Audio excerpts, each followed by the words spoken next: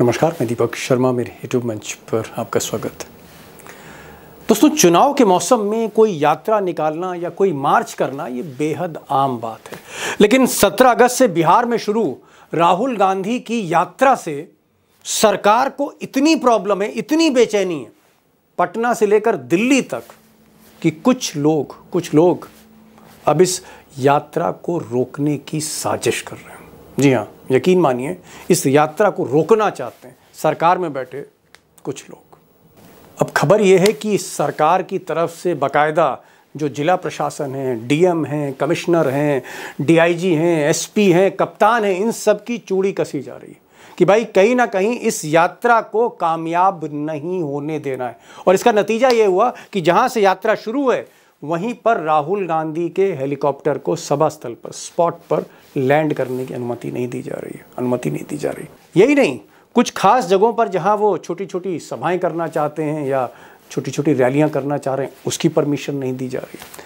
अब जो लोग इस इंतज़ाम में लगे हुए हैं, जिसमें आरजेडी के नेता हैं, कांग्रेस के नेता हैं, लेफ्ट पार्टी के नेता हैं, उन्हीं में से एक बड़े नेता हैं सांसद सुधाकर सिंह। उन्होंने तो बाकायदा आज प्रेस कॉन्फ्रेंस कर दी और प्रेस कॉन्फ्रेंस में सारी पोल खोल दी सरकार की। सुधाकर सिंह ने कहा कि जो जिला प्रशासन है कदम कदम पर रोड़े अटका रहा है। वो चाहता ही नहीं है कि राहुल गांधी लोगों से मिलें, राहुल गांधी सभा करें, राहुल गांधी हेलीकॉप्टर से उतरें। लेकिन हम अगर परमिशन नहीं दी तो जबरदस्ती राहुल गांधी और तेजस्वी जनता तक पहुंचेंगे, अंजाम कुछ भी हो। सुनिए, पहले सुधाकर जी को सुन लीजिए। प्रशासन चाहता है कि यहाँ पे रैली ना हो, मतदाता सुरक्षा प्रशासन के खिलाफ, इलेक्शन कमीशन के खिलाफ यह आंदोलन है। वो नहीं चाहता कि यहाँ पे कोई भी आंदोलन, प्रदर्शन और ये यात्रा शुरुआत हो। जिला प्रशासन का रवैया बहुत बेहद निराशाजनक और विरोधी है। अब दोस्तों, डीएम साहब या कप्तान साहब अड़ंगा लगा रहे हैं, ऊपर से सरकार का प्रेशर है, बीजेपी परेशान है, जेडीयू परेशान है। बात तो समझ में आती है, लेकिन एक बात समझ में ये नहीं आ रही है कि साहब इलेक्शन कमीशन वो क्यों टेंशन में? अगर राहुल गांधी और तेजस्वी वोट के अधिकार को लेकर बिहार के ज़िले ज़िले घूमना चाहते हैं, यात्रा करना चाहते हैं, तो इससे इलेक्शन कमीशन को टेंशन क्यों है? इलेक्शन कमीशन को तो खुश होना चाहिए कि चुनाव का पर्व धूमधाम से मनाया जा रहा है। लेकिन टेंशन इतनी है कि संडे के दिन, जिस दिन ये यात्रा शुरू है, उसी दिन, संडे के दिन, छुट्टी के दिन, इलेक्शन कमीशन कॉन्फ्रेंस कर रहा है, एक बड़ी कॉन्फ्रेंस कर रहा है। इसलिए कर रहा है कि ध्यान खींचा जा सके राहुल गांधी से किसी और तरफ। अब सवाल यह है कि राहुल गांधी की इस यात्रा से बीजेपी के जो रणनीतिकार हैं वो इतना परेशान क्यों हैं? क्या राहुल गांधी की ये जो 17 दिन की यात्रा है, तेजस्वी और राहुल की, क्या ये यात्रा गेम चेंज करने जा रही? क्या ये यात्रा गेम चेंजर है बिहार इलेक्शन की? और क्या मोदी और शाह ने बिहार को जीतने का, किसी भी कीमत पर जीतने का जो प्लान बनाया था, उस पर यह यात्रा क्या पानी फेर सकती है?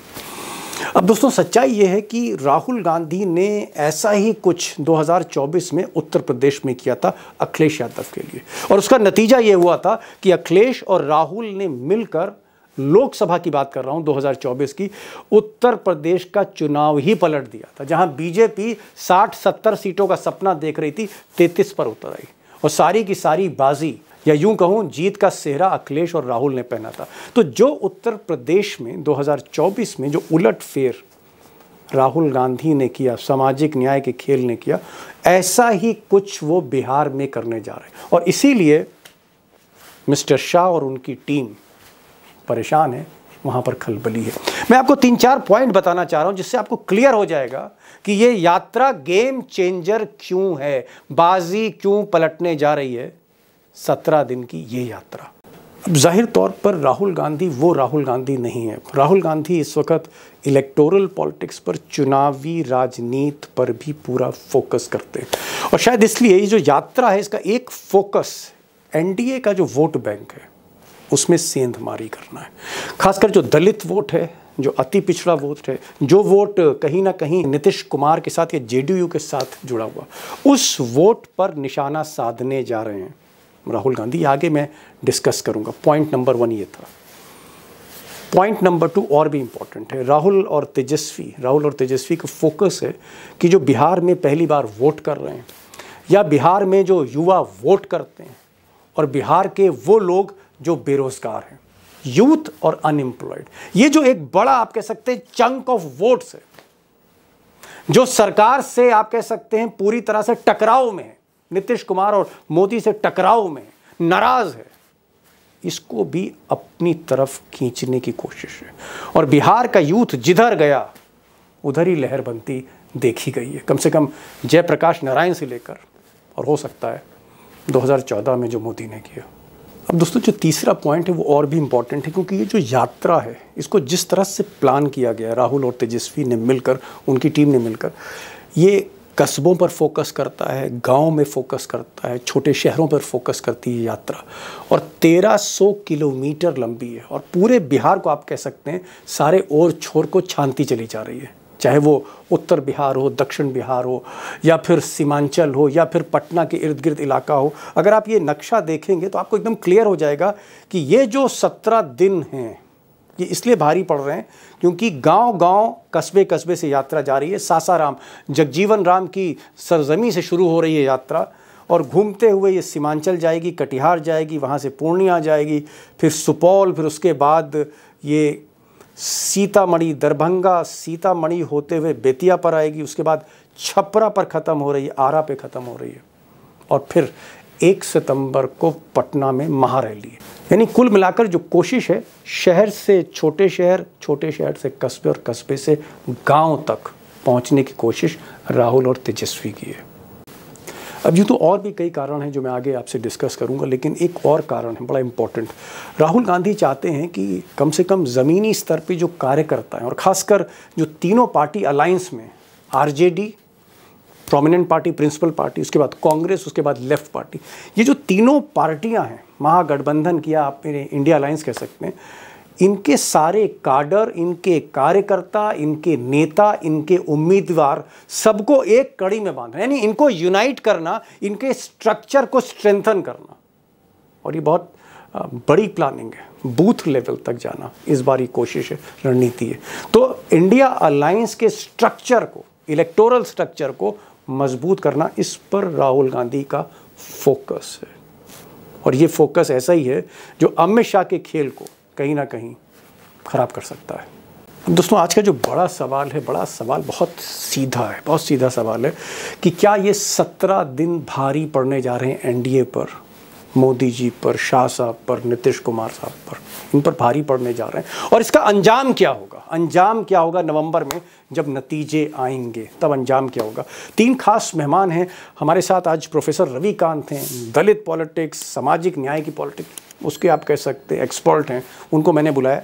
राहुल गांधी को बहुत क्लोजली जानते हैं, और इस यात्रा में भी वो कहीं ना कहीं वन ऑफ द प्लानर्स हैं। तो प्रोफेसर रविकांत को मैंने आज न्योता दिया है। उसके अलावा सतीश के सिंह, अब सतीश के सिंह की जो बातें हैं, क्योंकि एक ऐसा शख्स, एक ऐसा पत्रकार खरी खरी बोलता है, और 1977 जयप्रकाश नारायण से लेकर आज तक चुनाव कवर कर रहा है, एक ऐसा शख्स, उसको आप सुनिएगा, बिहार के ही हैं, बिहार के एक्सपर्ट है। सतीश के सिंह के बिना बिहार को समझना थोड़ा मुश्किल है, उनको सुनिए, खुलकर सुनिए, गौर से सुनिए। और उमाकांत लखेड़ा साहब होंगे जो आपको दिल्ली और पटना के बीच का जो गणित है आसानी से समझाने की कोशिश करेंगे।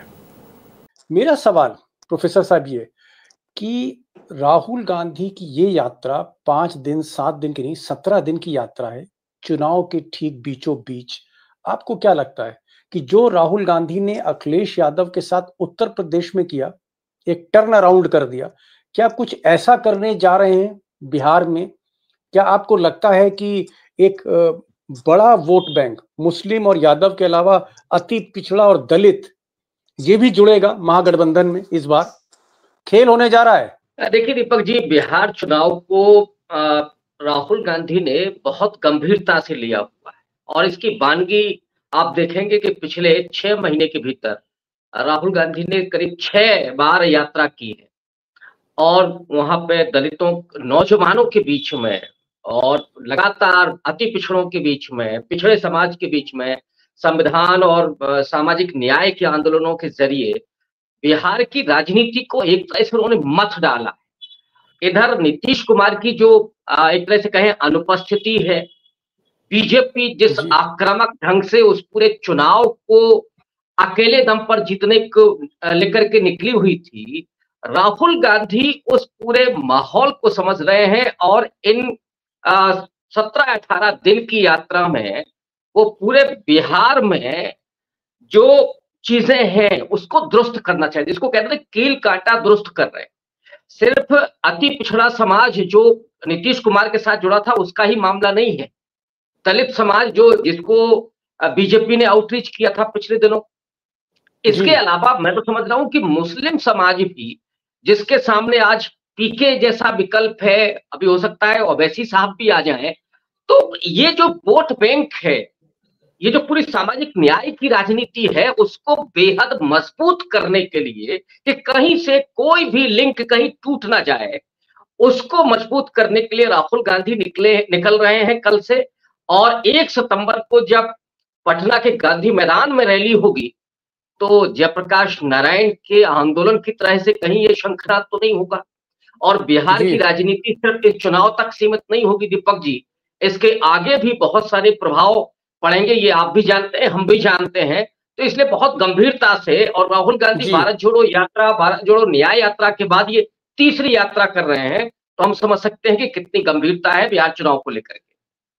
लंबी तैयारी राहुल गांधी कर रहे थे पिछले 6 महीनों से, 6 महीने से टारगेट बिहार था और कई खुलासे भी उसमें उन्होंने कर दिए वोटर लिस्ट को लेकर और तमाम मामलों को लेकर। सतीश जी, भाई आप तो पिछले 30-35 वर्षों से चुनाव कवर कर रहे हैं, देख रहे हैं, चाहे बिहार का चुनाव, देश का चुनाव। क्या आपको लगता है कि जो वोट की इंपॉर्टेंस है, वोट के जो की अहमियत है, जो गोविंदाचार्य ने समझा, काशी राम ने समझा, मुलायम सिंह ने समझा, या फिर आप कहें हाल फिलहाल में मोदी जी के चाणक्य ने समझा, क्या उस वोट की अहमियत को अब राहुल गांधी पूरी तरह से समझ रहे हैं और ये जो यात्रा है इसका सीधा फोकस वोट पर है? और क्या राहुल गांधी इस वोट को पाने में कामयाब होते हुए आपको दिख रहे हैं बिहार में? देखिए, मैं खास तौर से प्रोफेसर रविकांत अब तो कांग्रेसी हो गए, तो उनके नजर में एक बात लाना चाहता हूं, इनको पता भी होगा। मुझे लगता है कि 90 के दशक में सारे लोगों ने ओबीसी का मुद्दा छेड़ा, उससे पहले कांसी राम ने दलितों का मुद्दा छेड़ा। राहुल गांधी ने जो ये सामाजिक न्याय की बात उठाई है उसमें दलित भी है, ओबीसी है, इनफैक्ट कहा जाए तो पूरा पिछड़ा वर्ग है और आजादी में मतलब सारा पिछड़ा में सब कुछ। ये वो ओबीसी, एमबीसी और दलित का वो विभाजन नहीं कर रहे हैं, वो पिछड़ों की बात कर रहे हैं जिसमें दलित शामिल है। और जैसा मैंने कहा कि कांसीराम और मायावती जी दलित समुदाय की बात करती थी, या फिर मुलायम और लालू जी ओबीसी की बात करते थे, उससे ये आगे बढ़े हैं। तो एक तो ये बात है। दूसरी बात कि जो राहुल गांधी की जो वोट ये वाली यात्रा है, मैं समझता हूं कि बिहार में एक पनडुब्बी सरकार चल रही है।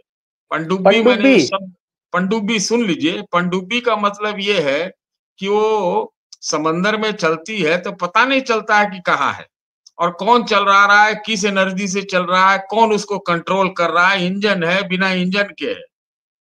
उसमें ये जो वोटर वाला बात आया और जिस तरह से फ्री के वकीलों ने भारतीय जनता पार्टी के इलेक्शन कमीशन के बचाव में इतना खड़े हो गए कि उन्होंने इलेक्शन कमीशन का बचाव करते करते बीजेपी का ही भद पिटवा दिया।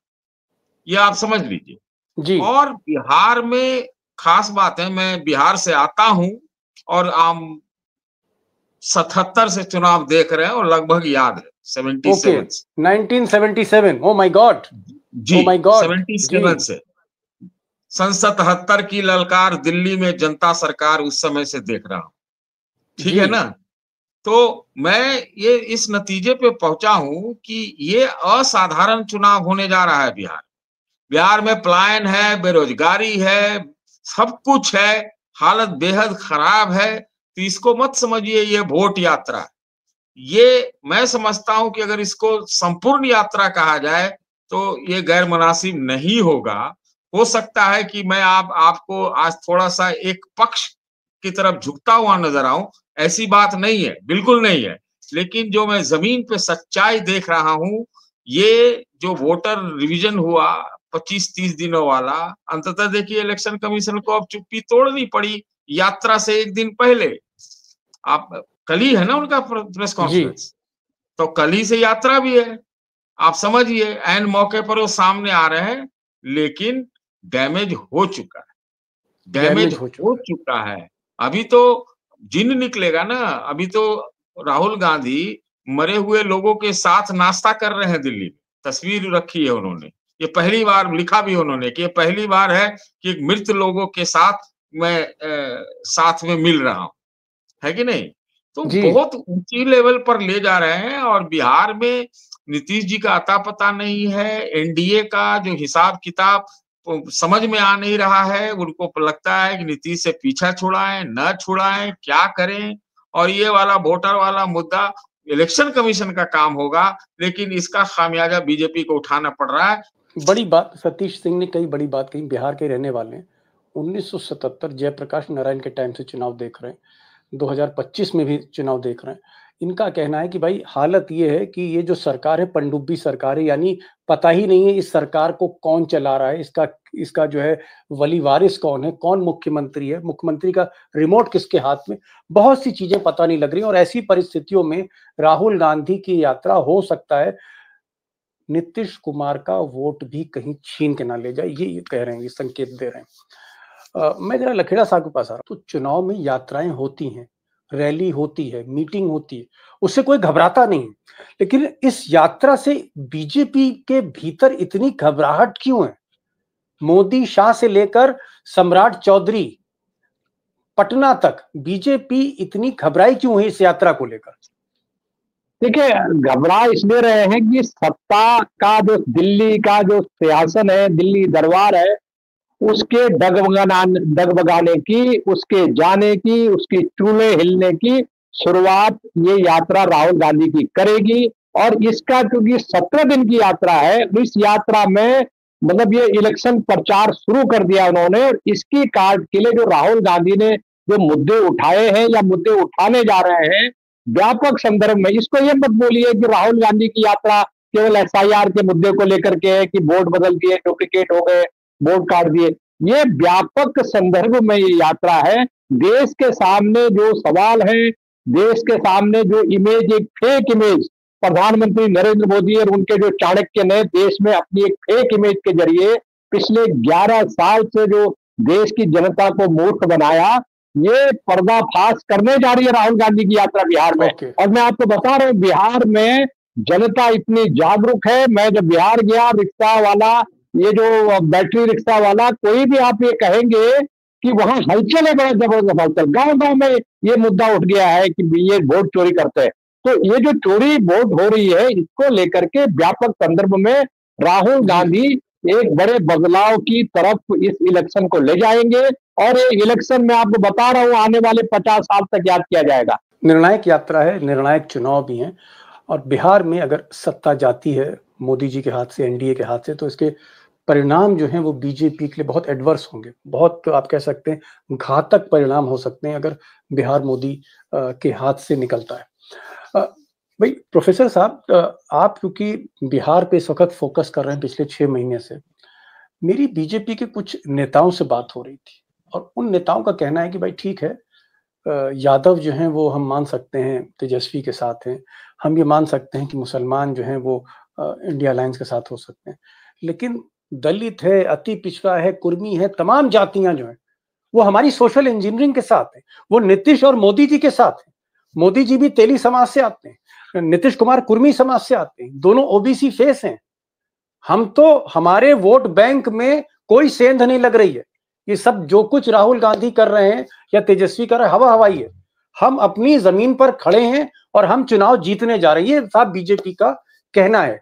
तो क्या आपको लगता है कि अति पिछड़ा या कुर्मी या पिछड़ा या दलित ये सब इंटैक्ट है, सोशल इंजीनियरिंग जो बीजेपी की है?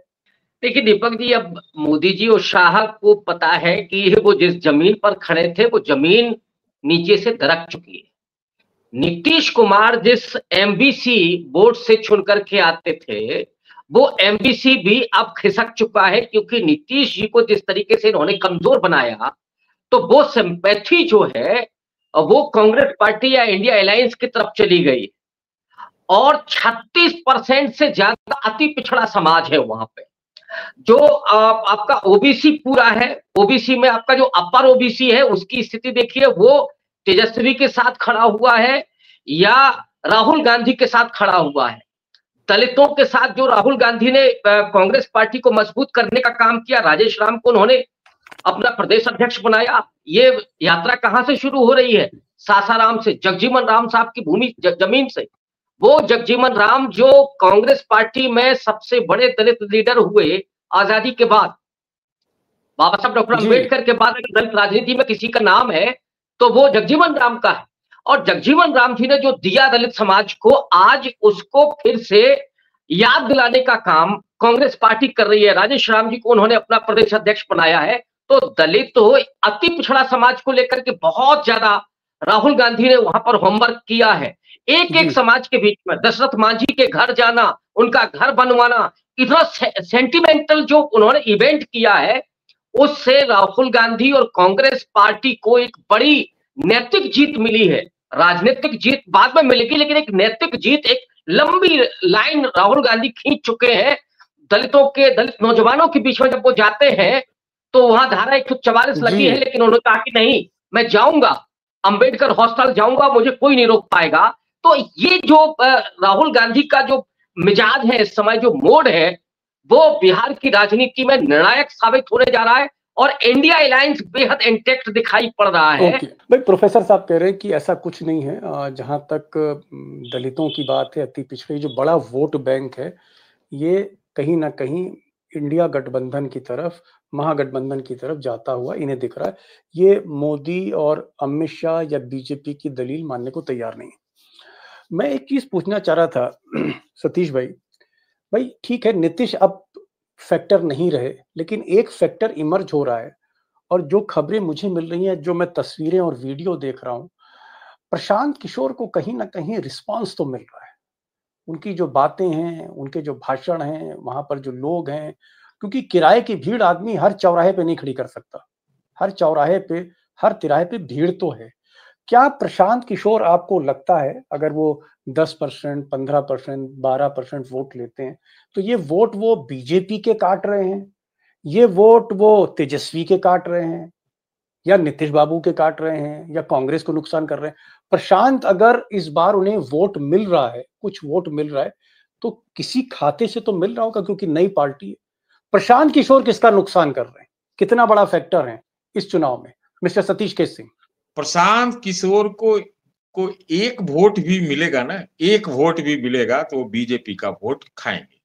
ओके, ध्यान से सुन लीजिए, क्योंकि बीजेपी का कोर वोटर जो है, तमाम दावों के बावजूद अपर कास्ट है, अपर कास्ट है। मैं अपने कंस्टिट्यूएंसी का तो कह सकता हूं और मैं समझता भी हूं कि जो भी वहां से आएगा वो अगड़े समाज का कैंडिडेट होगा प्रशांत किशोर का, और वो मिनिमम 8 से 10 हजार वोट तो ले ही जाएगा पक्का।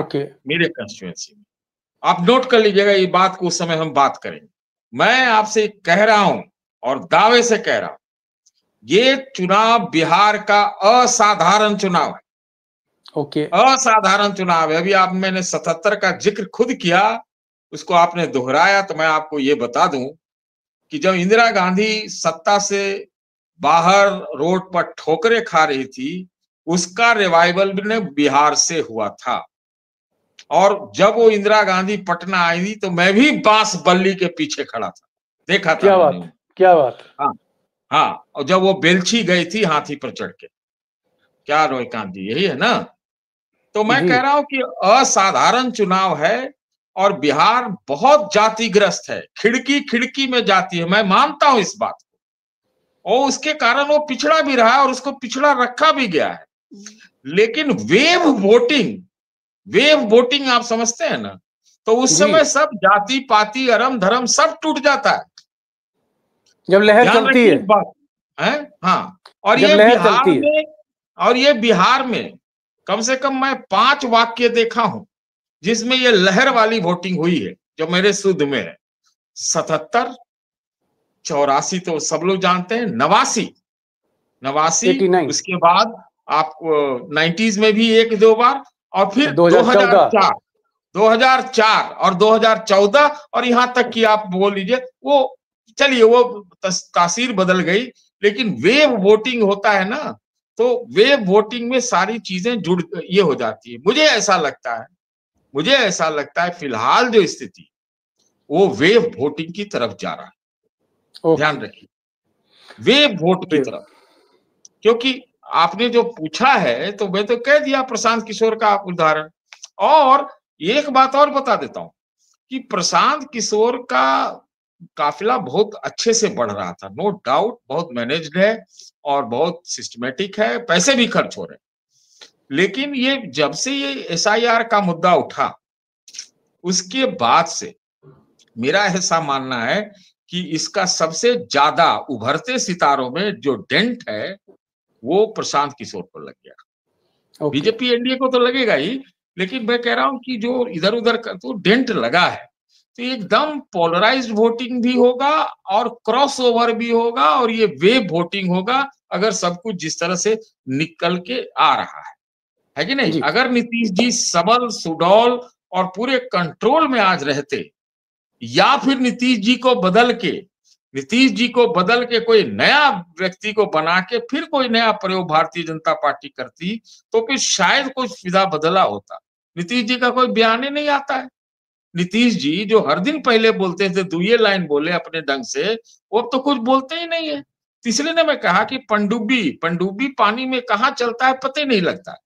तो ये स्थिति बिहार की इस वक्त है और इस चीज को याद रखिएगा, क्योंकि आपको ये भी तो याद ही होगा, हम सबको याद है, और मैं कहता भी था, उस समय भी कहता था कि 2020 में जो चुनाव हुआ था उसमें तो लगभग तेजस्वी की सरकार बन गई थी, लगभग बन गई थी 5-7 सीट की। वो तो उस समय मतलब नौजवान थे, नए नए नवसिखुए आए थे, तो उनको थोड़ा पलट दिया गया। वहां क्या नाम है, वो कौन सी जगह है, सीमांचल का उनको था ही नहीं लगा। उनके पिता बाहर रहते तो वो मैनेज हो जाता, लेकिन वहां पर ये उड़ गए 24 सीट। बड़ी बात कही, क्या कहते हैं सतीश केसरी ने। उन्होंने कहा कि ऐसे कई दौर आए जब हिंदुस्तान में लहर चली वोटों की। 77 की लहर थी, 84 में जब इंदिरा जी का असैसिनेशन हुआ तब एक लहर हमने देखी, उसके बाद एक लहर 89 में देखी, फिर 2004 में, फिर 14 में। इस बार भी ये कह रहे हैं लहर चल रही, और ये लहर महागठबंधन के फेवर में जा सकती, ये उनका कहने का मतलब है। लास्ट सवाल है, सिर्फ 2 मिनट बचे लखेड़ा साहब। क्या आपको लगता है कि बिहार मोदी जी के लिए करो या मरो की स्थिति, बिहार चुनाव डू और डाई, या तो आर या पार, मोदी के लिए, मोदी सरकार के लिए बिहार का चुनाव कितना इंपॉर्टेंट है? आपके पास सिर्फ 1.5-2 मिनट है। देखिए, सबसे बड़ा जो महत्वपूर्ण सवाल है, क्योंकि जो सबसे बड़ी इंपॉर्टेंट चीज है वो ये है कि ये जो चुनाव जो है इसके जो प्रमुख किरदार थे वो थे नीतीश कुमार। पिछले 20 साल से नीतीश कुमार के नाम पर बिहार में वोट पड़ता था, वो जिधर रहते थे उधर टिल्ट हो जाता था। लेकिन आज की हालत ये है कि नीतीश कुमार धीरे धीरे नेपथ्य में चले गए हैं और अब उनके को अपील, जनता में जो उनका सिक्का था, जो उनकी पकड़ थी, कंट्रोल था, कमांड था, वो कमांड अब जब आप out of mind, out of site हो जाते हैं तो सबके साथ ये समस्या होती है। लेकिन अब क्या है कि ये राहुल गांधी की जो कल की यात्रा शुरू हो रही है 17 तारीख से, राहुल गांधी ने अपनी जो इमेज है, राहुल गांधी की जनता की नजर में लार्जर देन लाइफ है, क्योंकि राहुल गांधी ने वो सारे मुद्दे उठा दिए उन्होंने जो बिहार के लिए महत्वपूर्ण है और देश के लिए महत्वपूर्ण है। और बिहार का जो वोटर है वो देश के बारे में भी उतना ही सोचता है जो जितना बिहार के इश्यूज पर सोचता है। और मुझे लग रहा है कि इस लड़ाई में, क्योंकि मोदी के नाम पर वोट पड़ता है और भक्तों के नाम पर वोट पड़ता है कि मोदी भक्त है, वोट डालो। अब हालत यह है कि मोदी का जो करिश्मा था वो राष्ट्रीय स्तर पर बुरी तरह, वो बहुत नीचे उनकी छवि गिरी है और उनकी छवि के नाम पर अब बिहार में उस स्तर पर वोट नहीं पड़ेगा जैसे पहले पड़ता था। तो इसलिए मोदी जो है पूरी अलग थलग है और राहुल की इमेज, मोदी की इमेज से राहुल की लोकप्रियता मोदी की लोकप्रियता से कहीं आगे चली गई है और इसी पर ये चुनाव केंद्रित होगा और इससे एडवांटेज होगी, इससे एडवांटेज मिलेगी तेजस्वी यादव और बाकी वाले वगैरह को, जो बाकी घटक दल है। मोदी का जो एक करिश्मा था, मोदी का जो जादू था, उनकी जो पॉपुलैरिटी थी वोटर्स के बीच में, वो नीचे जा रहा है, और जितना वो नीचे जा रहा है राहुल गांधी उतना गेन कर रहे हैं, ये उनका कहना है। फिर नतीजे बताएंगे। कुछ कहना चाह रहे थे सतीश के सिंह साहब, आप 1 मिनट है, अगर अपनी बात आप 1 मिनट है ना, मैं जी हाँ। एक ही लाइन में समाप्त कर देना चाहता हूं। देखिए, नीतीश नेपथ्य में हो चाहे जो हो, नीतीश के जो वोटर है वो उनके क्रॉस ओवर करने का चांस है। मैं नहीं कह रहा कि ये वोट जो है नीतीश के खिलाफ है, ये नीतीश के ये तेजस्वी के पक्ष में वोट शायद ना हो, लेकिन ये जो सरकार चल रही है या भाजपा है उसके खिलाफ वोट है, याद रखिएगा। नंबर 1, इसलिए मैंने मुझे आज एक डायलॉग याद आ गया सिनेमा का कि गणपत राव टोपी संभालो, हवा बड़ी तेज है, उड़ जाएगी। ओह, हवा बड़ी तेज है, टोपी संभालो, उड़ जाएगी।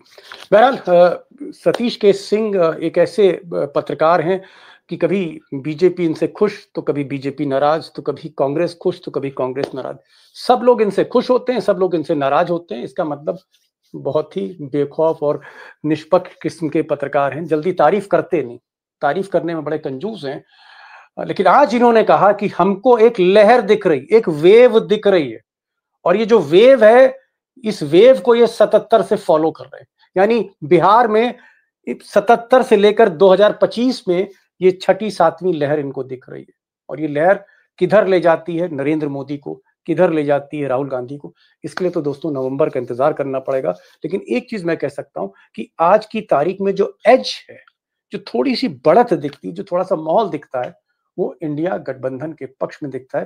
लेकिन एक चीज यहां पर मैं जरूर कहना चाहूंगा सारे दोस्तों से, और खुलकर कहना चाहूंगा, अच्छा लगे बुरा लगे, ऐसी वेव हमें हरियाणा में भी दिख रही थी, ऐसी वेव हमें महाराष्ट्र में भी दिख रही थी। दूसरी तरफ दूसरे छोर पे एक शख्स बैठा है जो चाणक्य है, जिसका नाम अमित शाह है, और लोग कहते हैं कि आज की तारीख का जो चुनाव आयोग का मालिक मुख्तार है, ज्ञानेश कुमार, वो अमित शाह का आदमी था।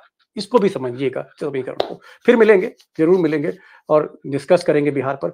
सतीश भाई आप आए, लखड़ा साहब आप आए, और इससे पहले हमारे साथ जो है वो डॉक्टर प्रोफेसर रविकांत साहब, उनका भी बहुत बहुत शुक्रिया। तीनों लोगों का बहुत बहुत शुक्रिया। Thank you so much for joining this programme. Thank you so much.